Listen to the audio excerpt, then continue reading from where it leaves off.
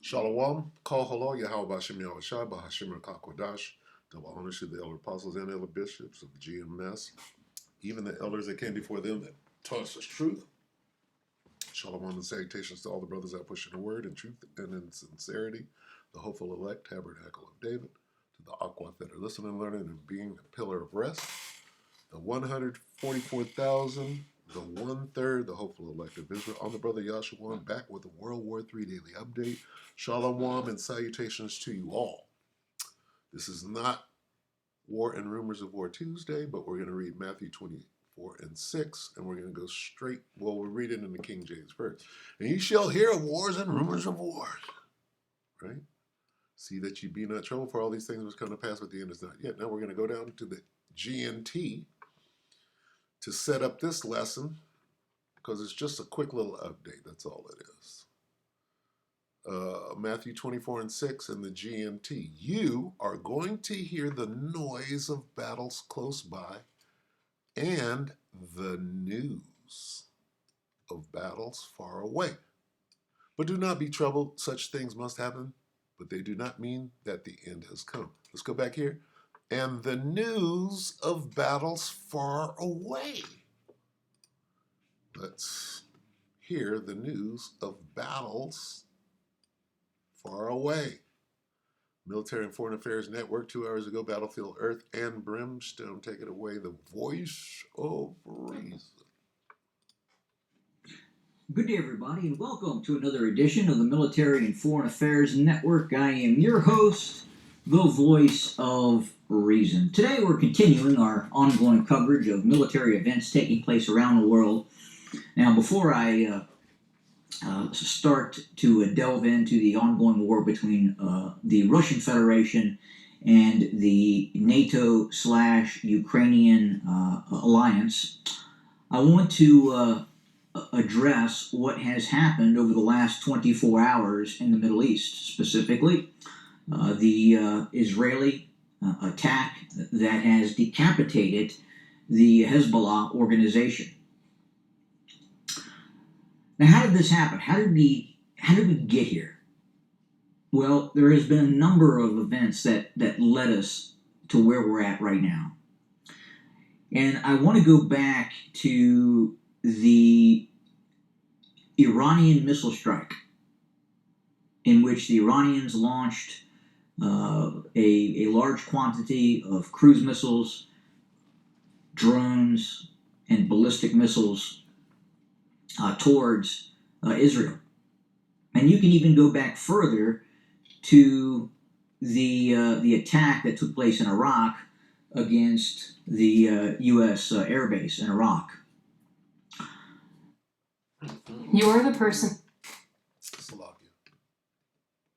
This is good news. Now, a lot was learned during those attacks, and especially what was learned during the Iranian attack against Israel. That attack was largely ineffective. The technology that was used by the Israelis with the assistance of the United States was somewhat proven. They had an idea of what the capability was. I don't believe that they thought it would be as effective as it was. However, it was. It really was effective in interdicting the vast majority of threatening Iranian weapon systems that were approaching the state of Israel. Okay. Now, after that occurred, obviously, another series of events happened, and then finally we found ourselves where we were, with Israel making the decision to eliminate Hezbollah as a military organization. It may still have somewhat of a political organization left to it, maybe some, a little bit, but not much. Again, as I've talked about before, the attacks that took place, the communication strikes, obviously everyone's heard about the pager attacks, the communications attacks on the walkie-talkies, what have you, as the mainstream media are calling those communication devices. An incredibly effective strike that took down most of the military leadership and most of the military capacity of Hezbollah, and not just the top of the pyramid. These attacks by Israel attacked the entire pyramid of the organization of Hezbollah. Totally, completely. Rapidly, with follow-on airstrikes, degraded the ability of Hezbollah to launch missile systems towards Israel. And now we're at where we're at with the elimination of Nasrallah, the head of Hezbollah, gone, killed, and probably members of his family as well, and additional leadership functionaries that were with him at that time. And I think the United States right now, or I don't want to say the United States, the un-United States, I want to say the administration and the group of individuals who are running the country here in the United States, what I've heard, they are incensed, they are enraged, because one of the methods of getting to the head of Hezbollah was the initial outreach in which the Israelis were accepting the ceasefire. And it's believed that the communications between Israel and the United States led Nasrallah to go to that locale that was eventually bombed. And that was why the Israelis initially led on to make the Americans believe that they were going to move. The Israelis were going to move forward with a peace process, but it was a ruse. It was a purpose-driven ruse designed to get the key leadership of Hezbollah at one location. And when that happened, that is when the strike occurred, and that is why the State Department here in the United States is just utterly enraged right now at Israel. So that explains that big ash cloud and all of that firepower that was dumped in Beirut the other day. Because they knew that they had all of those heads of Hezbollah in the same place. They set that up as an ambush. And the Israelis punked the Americans into facilitating it for them. That's what he just said. The video I just made earlier, not this one, it happened to do with war, but the commentator says whatever reason they had for using that much firepower, what was the reason, right? Well, this guy just explained it. All right, let's hear that again, because this is very important. What he just said. He said that the Israelis tricked the Americans into a ruse, and the chatter is going back and forth, and they're making the Arabs believe somehow that there's some sort of ceasefire, they're cool, right? And so the Arabs thought it was safe to congregate, come together, and actually trust the devil. Anyway, Salakia. Very, very upset. Very upset. But be that as it may, that's where we're at right now. And people are talking about the possibility of Iran getting involved, and I don't think that's going to happen.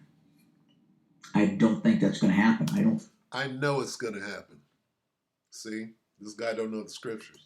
Iranians are going to get into this. I think that because of the lack of success that the Iranians had in that last missile strike,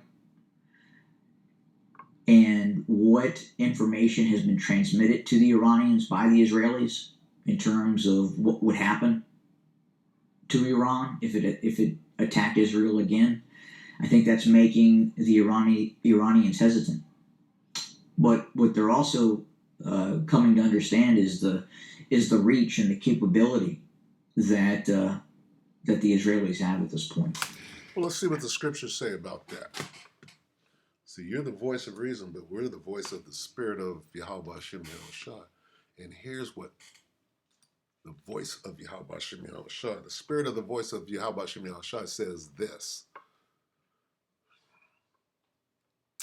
2 Ezra 15 and 30. Also, the Iranians, right? The Carmanians is another name for Iran or Persia. Raging in wrath, them niggas are mad as hell right now. They're just calculating and biding their time. But soon we're going to see this. Also, the Iranians raging in wrath shall not, oh, that's not going to happen. No, this is what's going to happen. What is written is what is going to happen. Also, the Carmanians raging in wrath shall go forth as the wild boars of the wood, and with great power shall they come and join battle with them. Who is them? The Arabs, the dragons of Arabia. So they are going to come together. They are going to fight. What do you mean they're not going to fight? It says, and with great power shall they come and join battle with them, and shall waste a portion of the land of the Assyrians. Now, they're going to whoop ass, is what it's saying. So you got it wrong there, voice of reason. Okay? This is the voice of the Spirit of the Lord, which supersedes any reasonable doubt. So, yeah, they will fight. Let's hear him say that again. I don't think they're going to do it. Well, what does the scripture just say?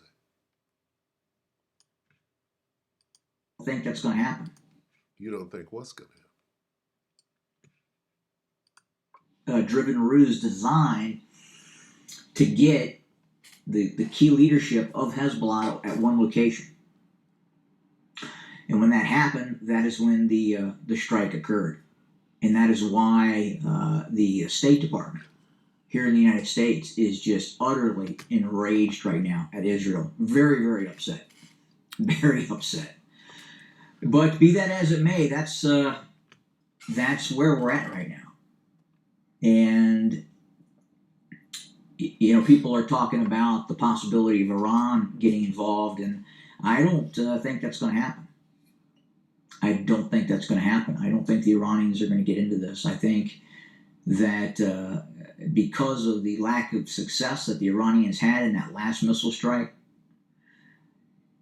and what information has been transmitted to the Iranians by the Israelis in terms of what would happen to Iran if it attacked Israel again, I think that's making the Iranians hesitant. But what they're also coming to understand is the reach and the capability that that the Israelis have at this point. You're wrong. Let's get this on the way out. Revelation 11 and 14. The second woe is past, and behold, the third woe cometh quickly. Second woe is World War II. Third woe is World War III, which is coming quickly. So with that, we hope that the elect were edified, you brothers and sisters. Shalom.